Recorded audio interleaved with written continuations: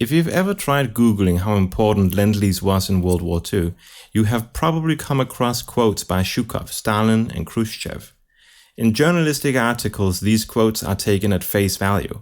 But let's go beyond face value today and apply some source criticism. Since almost immediately after World War II, there has been a struggle over establishing who was the most responsible for victory in the war. Inside that debate is the point of material acquisition. Part of the argument for American importance relies on the material transfer it provided to its allies in World War II. The issue of its importance and payment was a contentious subject during the Cold War, as the USSR and USA argued over settlements. While to me such accounting seemed intuitively possible with statistics, I have lost track of how many times I have seen people write that Lend-lease had a certain significance because some famous person in the Soviet Union said so. I plan on going through several aspects of the debate over Lend-lease, the first of which is this one, the personal accounting basis used to say how important it was.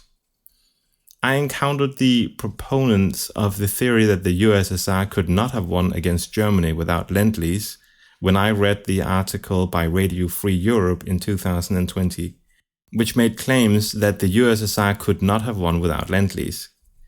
The basis of their argument is that Lend-lease was so important simply because famous people said so.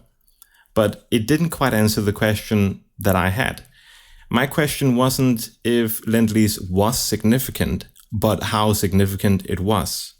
That means when they say trucks and food are important, I say, well, show me how much food the USSR made and how much they imported, what they imported and when they imported it, so that I can make that comparison. Unfortunately, no one was able to provide this information, which is why I began researching this on my own. Now, the quote which Radio Free Europe uses to make its claims is as follows. People say that allies didn't help us, but it cannot be denied that the Americans sent us material without which we could not have formed our reserves and continued the war. The Americans provided vital explosives and gunpowder, and how much steel? Could we really have set up the production of our tanks without American steel? And now they say we had all of these things on our own. This exact quote also appears in several completely unrelated articles, likely copying it directly from Radio Free Europe, though none of them provides a citation. Other times it's simply stated that Zhukov said something like this without actually providing the full quote. No article I was able to find in English ever provided a primary source for the Zhukov quote, with Radio Free Europe referencing an online Russian blog post with no bibliography. In reality, I suspect most of the people online gets it from the Radio Free Europe article. The quote also does appear earlier in Albert Week's book Russia's Lifesaver. However, the source in this book is actually another book by Albert Weeks, which he wrote during the Cold War. It is nearly identical to the Radio Free Europe quote, but the phrasing is slightly different. Often I'm told that the Russian archives are unworkable and closed. However, without too much effort, I was able to locate the primary source, and it became clear that practically no one who uses this quote in English have actually done this. As it turns out, the quote is from a KGB memorandum in 1963, and I managed to read them in context. There are in fact two memorandums, but the second one is never mentioned at all in Western discussions as far as I can see. The first memorandum are notes created by Vladimir Semichastny, head of the KGB during Khrushchev era. Often, this KGB memorandum is reported as secret audio recordings. However, there is no indication in the memorandum nor in the surrounding archive references that this is the case. The idea this is a secret recording of Zhukov is, from what I can see, a totally made-up lie or assumption based on a stereotypical view of KGB work. The memorandum is quite poorly formatted and clearly meant to be read by Semichastny in person so he could explain the meaning.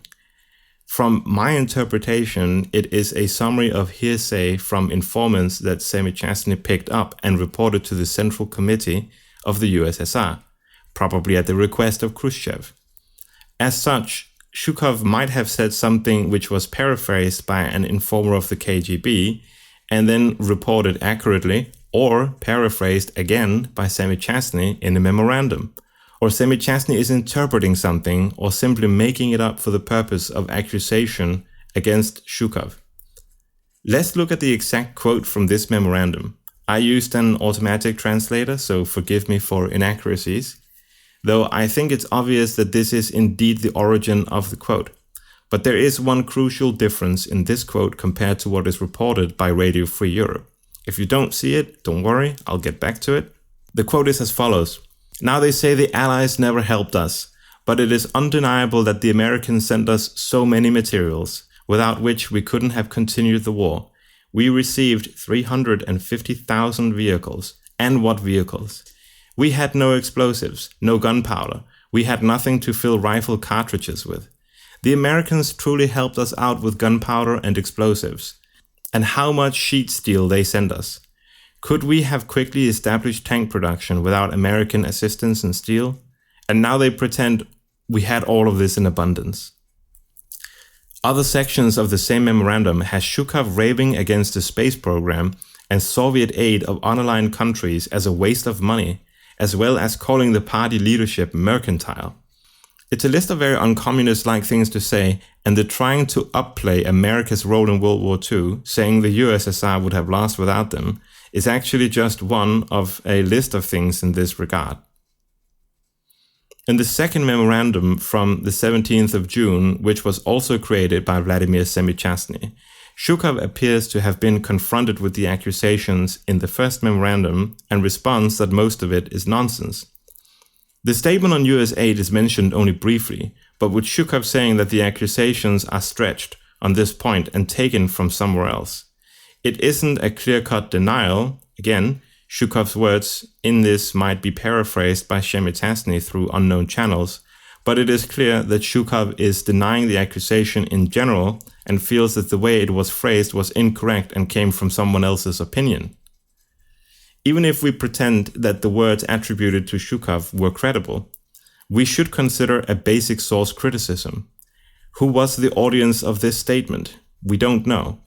What was the actual setting of the conversation? We don't know. What was the intention of Zhukov? Political or factual? We don't know. These are fairly reasonable questions to answer before using a source, and without satisfactory answers, it probably shouldn't be used in any authoritative way. We can take it a step further, because we should ask if Zhukov was a competent source on Lend-lease. From what I have seen, the only argument for Zhukov being a competent source on Lend-lease is that he is a famous Soviet general. But that doesn't provide insight into Lend-lease knowledge. Was Zhukov an economist? No, he was not. He spent World War II commanding and planning military operations, often from the field and other times discussing strategy and operational art with Stalin. How does this give him insight into grand statistics of economics? I do not see any way that it would. Some might again hand-wave it away by saying that he knew what material his forces used.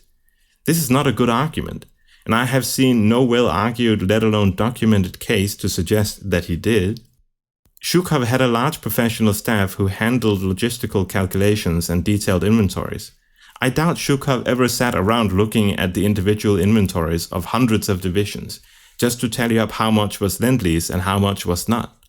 This is a completely unrealistic scenario and shows poor understanding of what a commanding general does. If one read his memoirs or the conversations that he had with Konstantin Semenov, including those in Semenov's personal diary, Zhukov practically never talks about economy. I doubt it interested him at all. He might indeed have made some casual observations or commentary on Lend-lease, or been impressed with how great American trucks were, but this does not form the basis of an insightful evaluation of Lend-lease as a whole. This is quite important, because if it turns out Zhukov actually didn't understand Lend-lease, then what does it matter what he said about it? And this brings us back to the quote directly from the memorandum and the one that Radio Free Europe published. You see, Radio Free Europe left out this one bit right in the middle of the quote where Zhukov says that they received 350,000 vehicles. Why did they do that, you might wonder? Well, the USA actually shipped over 400,000 trucks and cars. That means that this alleged quote of Zhukov is off by over 50,000 units, meaning he got it quite wrong. This is also particularly problematic because in Zhukov's actual memoirs, he writes 400,000 trucks himself. So in the verified work written by Zhukov, he gets it right.